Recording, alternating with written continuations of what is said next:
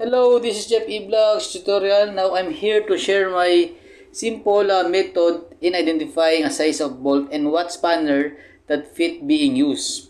It is very important for a critical condition. I mean a critical because if you are in an elevated area, it is very quick if you know already what spanner being fit to the bolt. Okay, before we'll begin, let's watch this simple intro.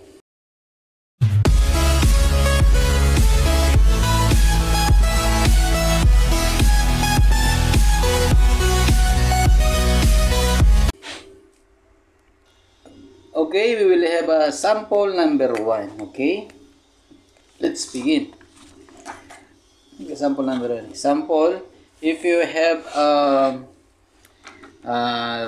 we will 3-port bolt. 3-port bolt.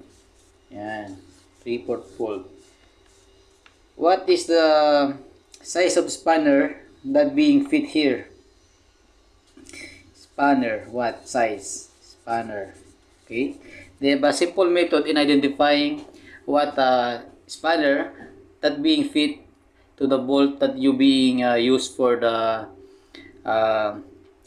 plans tightening or whatever. Okay, this is the formula.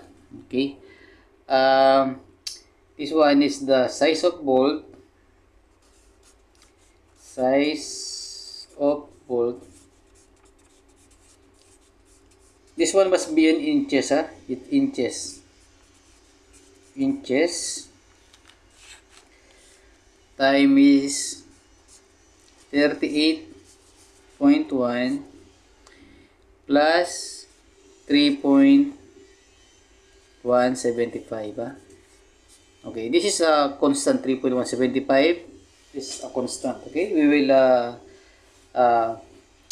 solve it, in order to, okay, this is the 3-port, okay, times 38.1 plus 3.175.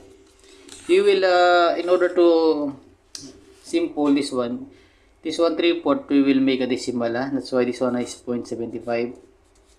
okay, time is 38.1 plus 3.175. okay, we will check in calculator if it is what's the answer. Okay, okay,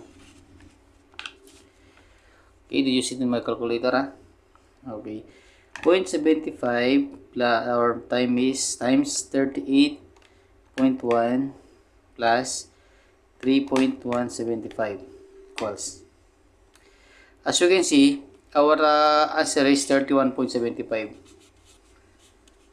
okay, but we will make reduce, or this make 31.75 with this you will assume 32. okay, now the spanner that being you need to use is 32. okay, I will make an example here. I bring here a simple spanner. This is okay, I have an example here. This is the bolt. Here, if you can see bolt. Okay, this is a 3-port or 0.75. I will make a see. So, okay. Let's see the 3-port size. 3-port size, and the spanner is 32. This is the spanner. Okay, can you see it? Did you see it? 32, That one is 32. 32. It's meant to say, this is a 3-port and this is the 32 spanner. See? It's fit. It's fit. Example, you have in the pipe rack and higher elevation, and then the bolt that you being want to remove is 3-port. Okay. If you know what's the size of spanner, okay, you get 32, and then they bring 32, it's fit. Okay, but if you did not know, it's a very big problem if you not know the exact size of spanner that's being used.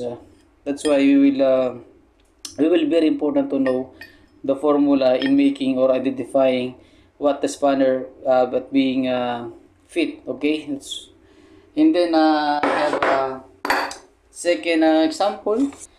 The second example is we have a 7 8 7 8 7 8 bolt, 7 8 bolt.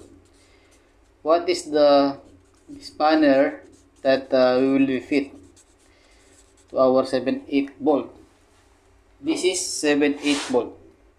You can see, we will identify what is the fit the spanner. Okay, our formula is size of bolt in this one is inches, okay, time is 38.1 plus 3.175. okay, and then size of bolt 7/8 we will make in decimal point. 7/8 equals 0.875. 0.875 times 38.1 plus 3.175. okay, we will compute, okay, 0.875 times 38.1 plus 3.175. okay, 36.5. It's meant to say 36.5. This you can put 37 or 36, but our spanner size we only fall on 36. 36 only the available. There is no available 37, or if I have a special range or combination of spanner, but there is no standard of 37. That's why we fall 36.5. We follow 36 size of spanner. Okay. I have no combination here, but I have this, we call it spad wrench. Okay, spad wrench. See, this is a 36 size, and then the bolt is 7/8. As you can see, it's very suto. Okay, fit. Okay, at least I'm only telling this one to know, because in the critical or a quick decision, or if you have an elevated area, you quickly ask to your subordinate that, oh, get this bolt, get this spanner of size like this one. Okay, because it is very important to know what is the actual size of combination or spanner that will fit in your bolt. Okay, that's it. And then if you have a comment, just put in the comment box and I will try to answer it. Okay, but if you not still subscribe to my channel, JP Vlogs, please subscribe it. Thank you very much and have a nice day.